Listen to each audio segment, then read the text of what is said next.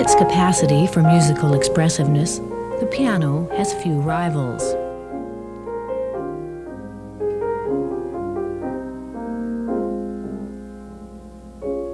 The piano's dynamic effects are determined by how the keys are struck. Hard for a loud effect, more gently for a softer sound.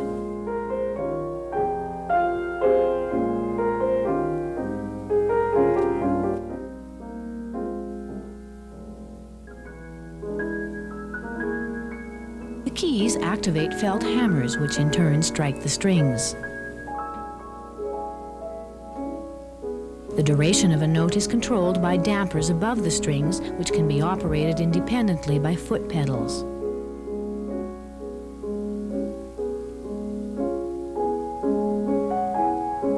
The tuning and repair of this intricate instrument requires the skill of a trained technician.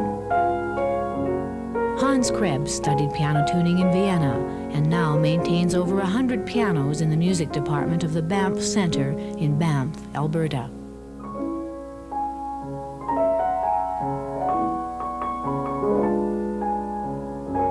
The piano tuner today has become a specialist. In the past, some 250 years ago, the people did not have pianos but harpsichords in the home. Since the tension on the strings has become increased on the pianos, it is not possible for people who are not trained to actually tune. Before I actually start tuning, I have to prepare the piano.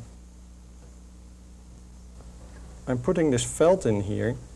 It's a strip of felt that mutes the outer strings of every set of 3 in the middle range of the octave in which I'm going to lay the temperament. That is, I'm going to divide up that octave in intervals, the musical intervals that we all make music with. I've put it in such a way, like I said, that the outer 2 strings of the 3 are muted, leaving the middle one free. And that allows me to tune only 1 string per note and keep matching them until I finally get them right. So before I start tuning, and I will be using a soft-bladed screwdriver and a little hammer, I like to do a little bit of tapping on the strings, and I'll demonstrate that. I have to make sure that the strings are still positioned properly on the bridge. The sounds we are hearing, incidentally, are caused by this free sounding section of the string. This part is not damped by the dampers like we have on the other parts. You may not be able to see them because they are just behind the bar, but here you can see a few. And so these strings are muted by the dampers. After the whole bridge is being done like this, the position of the strings corrected, or seating the strings as we call this, the same thing is done to the hitch pins. The hitch pins are the pins where the strings are looped around, so they have to be very solid. We do the same thing.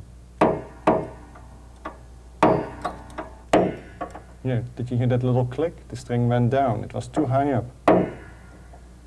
This one too, did you hear that?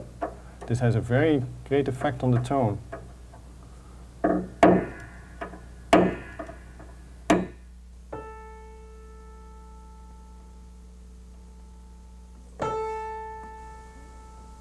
After I decided to give up my career in chemistry and go into music, I bought a harp. It had 38 strings, and the booklet, the manual that came with it, was not very precise about how to tune these 38 strings. It simply said, well, tune them to a piano, but most pianos I was around were out of tune, so it was not a great help. The big music store, Doblinger in Vienna, had several books on piano tuning, and so I bought one of those books and started practicing myself. And through the piano builder from whom I had purchased my own piano in Vienna, I became informed more and more about the process of tuning, started apprenticing, and really became so much involved that it became my profession.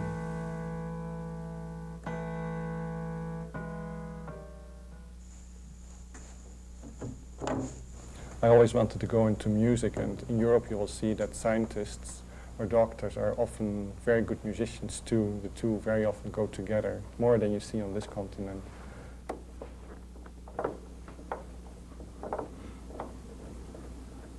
There are big screws that hold these blocks in place.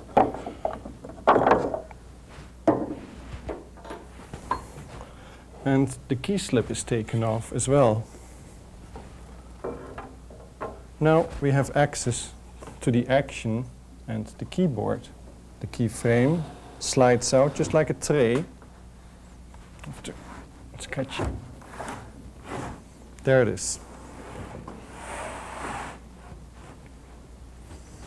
Now I can work on the various parts, the hammers. Walter mentioned that the sound was a bit too bright, so I would like to, for one, correct the hammer shape a little bit. This is not too bad, but for his taste it may be a bit too much worn on top already. You can see the grooves slightly, and the hammer has flattened out in the grooves, and that gives a rather rough sound. So I'm going to take away the flatness of the hammer by filing it slightly and restoring a more of a perfect pear drop shape. So this feels smooth. I'll take the next hammer and do the same thing. The next one.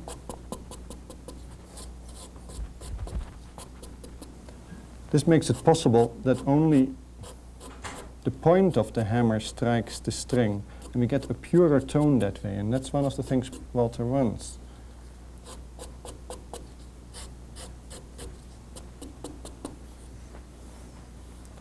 After I've done this, I have to polish the surface of the hammers again. Since I've roughened the felt a little bit, I do this with the hammer iron, as it is called.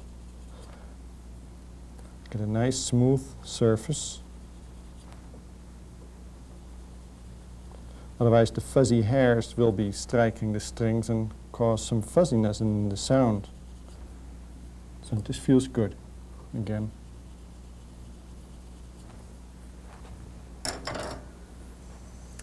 After I've done this, I like to make the felt a little softer, and I need a support.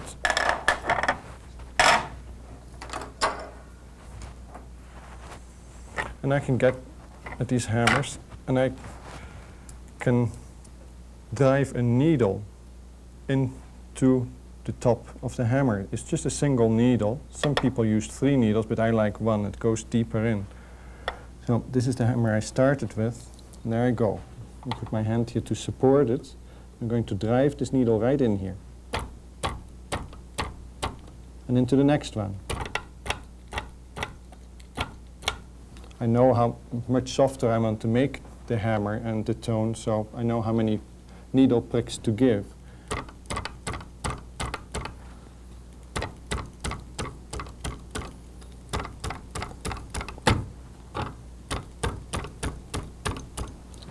After I've done this, I again smooth the surface of the hammer a little bit, because the needle pricks have roughened it up slightly. And I'm going to test whether I'm doing it properly. I started with the B flat here. Now I'm going to play the B flat and listen what it sounds like.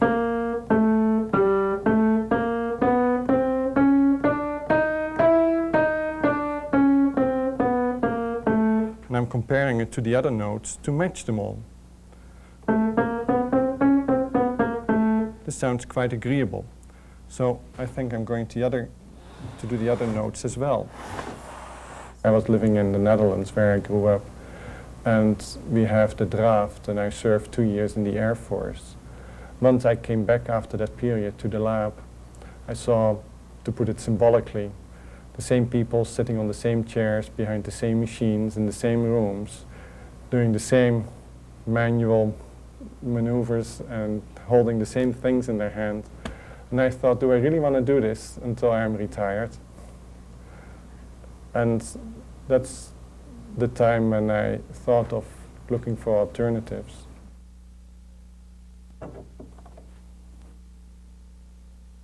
I tune every piano about every 4 to 6 weeks now, and they get touch-ups every 2 weeks. The BAM Center has approximately 130 pianos at this time.